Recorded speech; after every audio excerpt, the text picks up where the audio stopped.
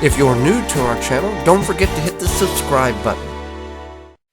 Coming up on the program, we're going to plant bush beans as well as pole beans. And we're going to plant cucumbers. All that and more coming up today on the Wisconsin Vegetable Gardener. The Wisconsin Vegetable Gardener is sponsored by the following. MIgardener.com, with over 450 varieties of non-GMO, heirloom, organic flowers, vegetables, and herb seeds, all for 99 cents. MIgardener.com. HappyLeafLED.com, a commercial-grade grow light with a home gardener's affordability. All indoors, no fans, no motors, simply plug in and grow. Great for seed starting, to lettuce, to full-grown tomatoes. HappyLeafLED.com. Sustain Natural Fertilizer, offering superior organic plant foods that deliver research-proven results. Trusted by farmers, growers, and gardeners for 30 years. Learn more at sustain.com. Welcome to the Wisconsin Vegetable Gardener. I'm Joey Baird. We are going to plant some bush beans in a square foot garden method in our 4x4 raised bed here from rootmaker.com. Now, what I have is on half of the bed, the 2 foot by 4 foot there, is we have beets, and we planted beets several weeks ago. They've germinated. We're gonna have to thin them out. But what we did in the fall was we covered this with a lot of leaves. We just mounted it over just like it didn't exist. And now what we'll do is I will remove the leaves off of the compost here that we have back over here, and then I'll leave that set until the beans germinate, and then I'll bring the leaves back around, as well as with the beets, to hold the moisture in. So first, I got to get the leaves off, as well as we had Swiss chard in this bed last year, and one of these Swiss chards came back. Now, I'm not going to just rip it out of the ground. I'm actually going to dig it up and transplant it over in a different bed so we can utilize this bed for bush beans. And again, 9 per square foot is what we will be planting with the seeding square. You can just do regular rows, but we find by mathematics, you get a lot more beans in a small area by doing the square foot garden method versus the traditional row method. So I've got the division here. I've got the beets over here. I've got a little more, well, about the same amount for the beans here. Now with the seeding square, 9 per square foot is going to be the yellow circles here. You can get that. The chart comes with the unit itself. So we're going to go down with the bush beans. We've got little markers here. I'm going to go about 1 inch, and that's going to give me enough space. Let me do the actual spacing here. I'm going to go yellow. And we're going to get 9 per square foot. So 9 at 8 would be half this bed, would be 72 plants. Now you can do one or two things with this.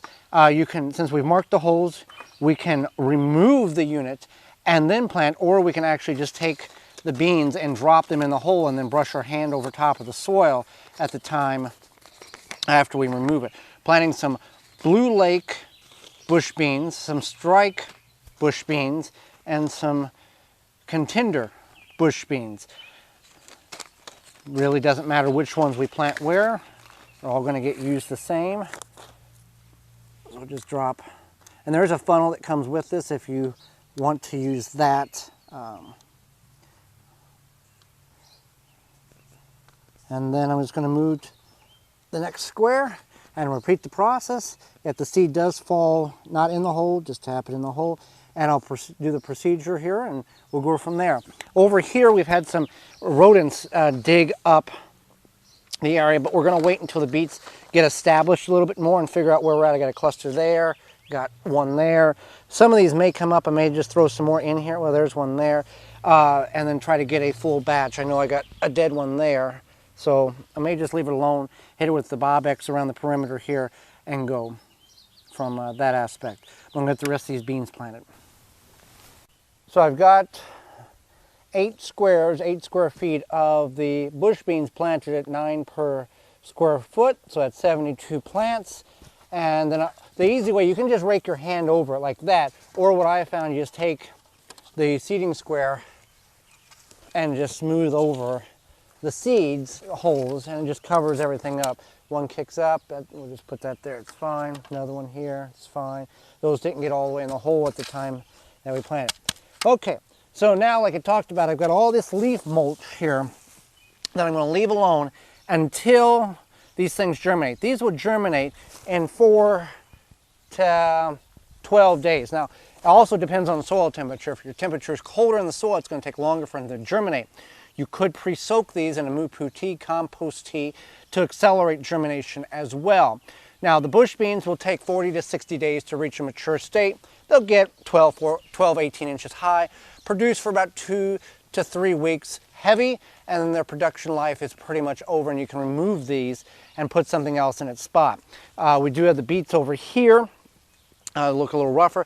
I am going to spray around the perimeter again with Bob-X just to try to deter anything from getting in here. I'm most likely thinking it's squirrels, since we have no problem currently with rabbits or other wildlife. So this is the bush beans. If you've got a small area, this works very well in a container too. You can pack a lot in. Now, the disadvantage is that it only will produce for 2 to 3 weeks. Whenever it gets to a mature state. So you're going to have to succession plant. That's why the back of the package typically says every 2 to 3 weeks, start another row throughout the growing season. Well, let's go back on the back side of the garden and look at where we are going to plant our pole beans and the advantage to the pole beans versus the part of our pole bean trellis, as well as this makeshift trellis as well. Put in the ground, got to compact a little bit more there. This trellis here was in this bed last year, so we've moved it one bed over.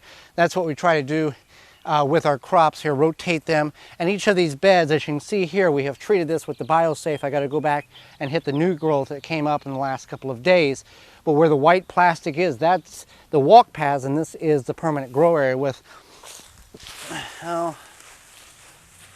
4, 5, 6 inches of leaves on top of it. So what I have to do here, obviously there's some stuff missing. What we have is a bamboo stick on both sides, and then I'll take agricultural twine and I'll run it down and tie it off so I have individual grow strings, and I'll do it on both sides. So I'm going to get that done. And this bed does contain some thistles. We're not going to worry about them. We're just going to treat them with the BioSafe weed control spray. It is good for organic gardening, but it is a broadleaf herbicide, which means anything it touches that will kill. And if you're wanting a coupon code for that, it's on the bottom of the screen here for that. And they have other supplies besides just the weed killer that is very effective. So I'm going to get this strung up. Then we'll talk about the advantages that we feel bush beans have, or that pole beans have versus bush beans. And there's one disadvantage as well. All right, so in this bed here, as I'm prepping the strings here, I went ahead and took my pruners and clipped down all the thistles that was coming up. I don't want to spray yet. I want to wait, get these beans planted, get them established. Now, the spray is a broadleaf, which means anything that comes in contact with it, it will kill. So I can get the beans up, and then when I see the new shoots coming up, I can strategically hit the little thistles or weeds that I have coming up and take care of it that way. With these here, I want to, they're a little on the large side, so I just knocked them down with the pruners, kept them from going from seed, and then watch the bed as they regenerate from their roots. So what I've got here, like I talked about, try not to step in the bed too much. Got the 2 bamboo stakes on the ground here, and this can be any material. And then I've wrapped the string around the top here, bring it down, and then just loosely tie it off. You don't want it tight, super tight. We're not climbing this. We're making some type of, instrument. We want to have it so when the beans grow up, there's some give, and when the wind blows, there's some give. So I'm using agricultural twine here. You can get it in a big spool. That's about 20,000 feet, 110. 20,000 feet dash 110 is what it's called. This is what they use to wrap the big round bales. Now, this is not the way it's supposed to come out. We've had this for a number of years, and we've gotten aggressive with it. And it's supposed to, you just pull it out and it'll continue to come. That's how the machine is designed when they're wrapping the bales. We've kind of pulled and pushed in many times, and it's gotten tangled. But it's not a big deal because we can utilize chunks, and we try to maximize all the string we can. So I'm going to finish doing this, and then we will get our pole beans planted. So I've got the trellis constructed here, and I added some additional strings to the PVC pole trellis. Again, agricultural twine. Now, the advantage and disadvantage here. One, the advantage to bush beans is you can plant them 9 per square foot. You can do the same with pole beans, but again, you're going to have some type of device in which it needs to crawl up. Otherwise, it's not going to do the benefit of having a pole bean grown there. Pole beans will take 70 to 80 days to reach a mature state, and they'll produce all the way up to frost. The disadvantage to that is later on in the season, for us is the middle of October, they can develop a disease on the leaves and the bean called bean rust. It's an airborne spore that when you touch the leaf, it actually mimics in your hand that you touched a piece of rusty metal. There's no real known good cure for this. You just want to discard the plant in the trash and not burn it, as you can throw that spore back up in the air. And then the bush beans, it takes 40 to 60 days. These will grow all the way till season. So if you are able to, if you have small space, the bush beans are ideal. If you have a lot of space and you can attach a trellis either to your container or patio, porch deck, or raised bed, wherever you're growing them, pole beans are a really good advantage. Now, I've dug a trench here, weeding as I've gone, about a ½ inch deep, and these strings here, I'll move this bamboo right next to where the seeds are at, and they'll take, with the warmth of the soil, they'll take 7 to 14 days, somewhere in that range, to germinate. And if I need to go back, I can replace them. So with these pole beans, we've had them, this trellis is about 7 foot tallish, somewhere in that range. We've had them grow up and then get to a certain height and then bend over and start growing down the other side. So they will have, if you can provide a good trellis for them, they will grow for a very long time, but you want to be able to reach them. Secondly, with the bush beans or the pole beans, be sure you harvest regularly, because if the bean gets too large, the pod itself, the bean inside is maturing and the plant will potentially shut down, because the maturity of that bean is what that plant is requiring for the traits to be carried on for the next generation. So continue to harvest on a regular basis at a certain size that you feel comfortable. The bigger the bean, the bigger the pod, the more mature the bean, the likelihood that plant is getting closer and closer to shutting off, because it's done its natural reproductive cycle duty. So what I've got here, I've got some Blue Lake pole beans, some top crop, and some more Blue Lake pole greens. So what we're going to do here is we're going to plant the Blue Lake pole beans, which we find to be a very good bean here. We're going to plant them about 3 to 4 inches apart, and then we'll cover them over. And again, like I talked about, I knocked all the weeds out, the thistles, and as they come up, I'll hit them with the BioSafe strategically, so that it doesn't affect the beans here, because it will kill the beans if it gets on the plants. All right, let's get them all out of the container, okay? So I'm just going to start here and just drop them in. And you can, these are good seeds here, so we don't need to overseed the trellis here, because they will compete with one another. Now, for the instance of heavy seeding, these are some old pole beans, Blue Lake pole beans that we got, that was treated with an organic powder to prevent the possibility of insects eating them while they're in the ground. Instead of doing, if you got old seeds, we're talking 4, 5, 6 years old, that type of situation, instead of going 1 per 3 inches, I would go 3 or 4 in one spot every 3 or 4 inches, just to ensure that something will germinate, because I feel bad throwing these out, because I know some of these are good. You can also do a germination test, putting them in a damp paper towel in a Ziploc bag, closing it, and then seeing how many germinate over a period of a week. You can also do that in a small pot of potting soil, just to see what your germination rate is.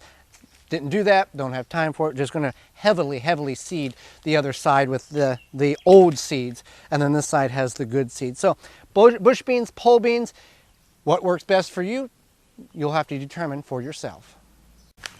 So we're going to plant peas here. We've got a trellis up, we've worked the soil. Now, you don't have to add a lot of amendments to soil where peas are going to be grown. Peas are a legume, which means they produce nodules on their root system that absorbs nitrogen from the atmosphere. So you don't have to apply a whole lot of anything. They will do good in relatively average soil. Now, we're going to plant a variety of different peas here. We've got 3 strings in 3 different rows here, and they're going to take about 60 to 70 days to reach maturity. We've got some Lincoln peas, some snap peas, some blue shelling peas, which is a purple pod pea, sugar snap peas, Oregon giant snow peas. So we're just gonna plant here until we run out of space. Now, you can pre-soak your peas for about 12 hours prior to planting in just a water solution, a compost tea, a manure tea, something of that nature to hydrate the actual seed itself, to get it to jumpstart a little quicker. Peas can be planted as soon as the soil can be worked. They can handle some very cold temperatures. And if you plant it right, you can plant them in the spring as well as in the fall and get a fall harvest. So with that being said, you want to plant them very thick. You can plant about 2 inches apart and let them do their thing. Now the strings here, they need something to climb up on, whether it's string, whether it's a fence, whether it's some kind of animal panel, cow panel, hog panel, because otherwise they get top heavy, they fall over, snap their stem, and the production, they quit growing, they die. So we're going to get these planted. So you can just drop them in the ground, or what I'm going to do is take, and underneath the string, just make a little drill. About a ½ inch deep is really all you need. And then I'm just going to grab the pack that's already open.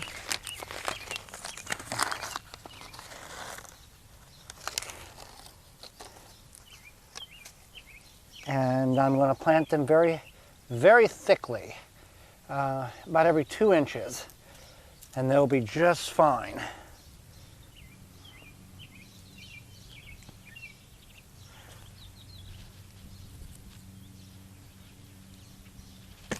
All right, now that I've got them all planted, just going to try to get about a ½ inch of soil over top of them. Now, if you get more, don't worry about it. The seeds are going to come through. You just want good seed to soil contact. If you need to water them in, that's what you should do. We're going to apply some mulch in the form of shredded leaves on top here, just a thin coat until they come up, and then we'll really pour the leaves on it. But I want to get these to come up first. These will take about 7-12 days to germinate. And that's how easy it is to plant peas. The disadvantage to soaking them is you kind of need to know how many you're going to plant, so you don't have, 85 more that you have to plant somewhere because they've been soaking for 12 hours. You can also do this in a container or a grow bag. You can put it up next to a fence or make a trellis behind it. And also the compact peas, the tom thumb peas, also are a good variety if they only get 8 to 10 inches tall at max and produce a lot of peas.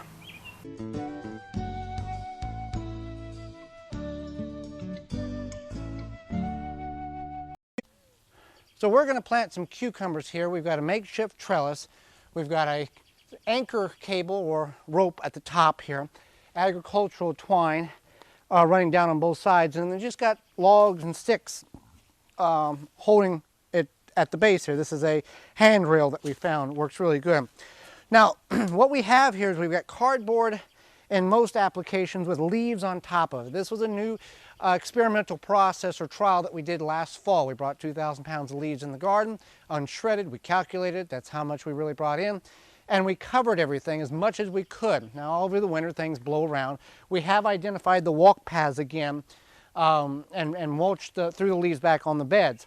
Center here, heavily mulched, really no weeds at all to speak of. Over here is where a Jerusalem artichoke bed is, and you got a lot of grasses, a lot of weeds. Now, we've never really tried to weed the artichoke bed like we do our other garden beds, but you can see without mulch and with mulch, and this here is a bed here with cardboard and mulch as well, really no weeds to speak of. Just along the edge here, got a couple of dandelions and some creeping Charlie and maybe a wiregrass here or there, but nothing compared to what we have had in the past when we haven't mulched. We would have beds across the garden that looked like that, 6, 8, 9 inches tall of grass that would physically have to go in and spend days removing the roots and purging the beds. So this is found to be a tremendous time saver when it comes to planting in the spring. Now, if we move these leaves back and dig up the cardboard, yeah, you're going to find some seedlings, but this is a primary application of mulch, chokes out weeds and prevents them from germinating or getting any type of advantage on us when we're planting. So first thing I'm going to do is I'm going to go down the edge here, remove the leaves off the edge, and then just take garden fork and, for instance, like this here,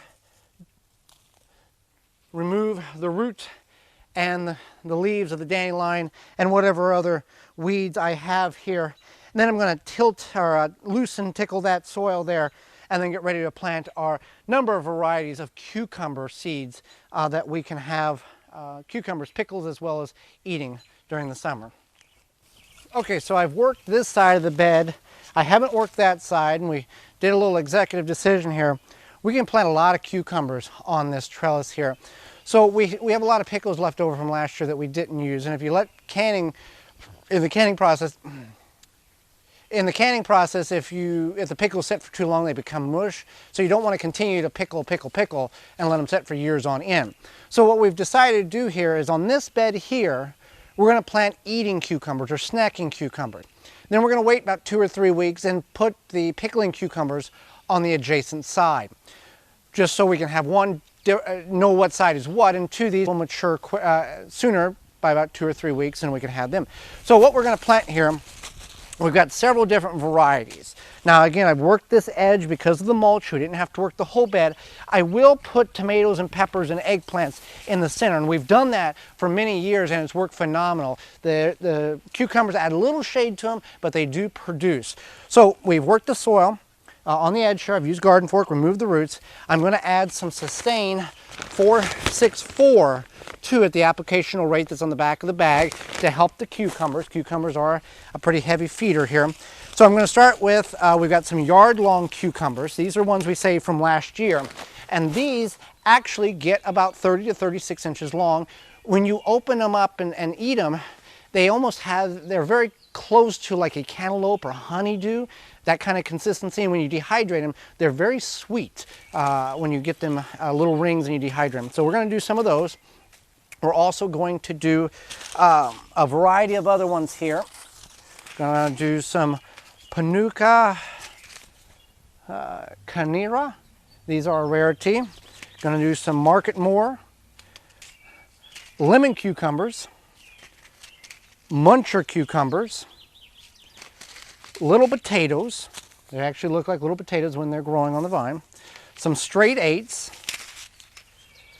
some Space Maker 80s, jelly melons. Now these here are rare because at the local supermarket they're $4.99 a pound if they are in stock when you go find them. Some Beta Alpha, little small snacking ones. White Wonder. Another Muncher. I think we've done that one already. Yeah, we've done all those. And so what we're going to do here is I'll get my hoe here. Now I'm going to add the applicational rate here. I know by my hand how much that measurement is. So we'll start right here. And I'm going to work it in just slightly. I'm not going to bury it too much there. Okay. Then I'm going to make a little trench. And I've left this back here. You see, this is we talked about the string going on the board here. I'm going to leave that set there until these begin to come up, and then just nestle it right beside the seeds, and those will begin to grow up the string. And again, this string is not super tight because I need it to have some give for these when the wind and the weight of them. So we'll just start with the yard longs. We're going to hold off until the back where we have more of a stronger trellis because these have a lot of weight to them. So we'll start with the muncher cucumbers. If you're concerned about knowing what is what, you will need to label these because all seeds of the cucumber family are identical. As well as if you're going to save seeds, you want to make sure that you have plenty of separation. We saved the yard-long cucumbers, and we know that those are nearly 100% pure because of the way they were placed in the garden that they were in. with we having multiples in this area, there's a high probability that they will be cross-pollinated and you'll get some type of cucumber, but a cross between potentially multiple varieties. So with these, you want to go make your trench. I'm going to put them about 2 to 3 inches apart, heavily plant them just because I have a lot. If you're just really wanting to save and space your seeds, 2 inches is a good space there. But I have plenty of seed, and if multiple ones come up, that's what happens. We're just going to let them grow. All right, so that's good enough on that. I'll just drop those in there. And again, about 1/2 inch deep. And I'm just going to go down the row here and do about a 3 or 4 foot spot, until I run out of space. And then whatever seeds I don't use here, we'll use in the front yard garden on the fence there. So once this is covered, we're going to go, I'll mark this here so I know where my row is at. Cover these over. We don't have to water them because it is very wet soil and it's going to rain here in a day or so. We don't really want to mulch them right now. I will bring the mulch over when they do germinate because I don't want to have that mat of mulch because, I mean, that's a thick amount of mulch for these things to try to pop through. Do not start cucumber seeds indoors. Just direct sow them at the appropriate time in your particular growing area. If you start one 2 weeks before your last average frost date and you plant one outside at the appropriate time and you transplant that one that you've already got started indoors that's about 4 weeks old, in about 6 weeks they're pretty much going to be about the same size. The direct sow and the one that you started indoors, they're going to match up within a matter of a few weeks. So it's just easier to direct sow them. You don't have to worry about hardening them off or anything. These will grow, they won't grow up till frost, so they're not really a long season crop. They'll produce very heavily in late July, August in that area, and that'll be about it. September is about their end. Now, like we're going to space those about another 2 or 3 weeks from now, those will produce a little later in fall. But cucumbers, very easy crop to grow. You do want to trellis them. Now, growing up on the farm, we never trellised any of them. We just allowed them all to sprawl on the ground and we harvest them that way. It is more difficult because you can't see them hiding behind leaves. Here, you can move them around, you can see, and again, you want to continually harvest these so they continue to produce for you all summer long. Thanks for joining me. Join me again next time for more organic gardening and food preserving. I'm Joy Baird, and this has been the Wisconsin Vegetable Gardener. For more information, please visit thewisconsinvegetablegardener.com.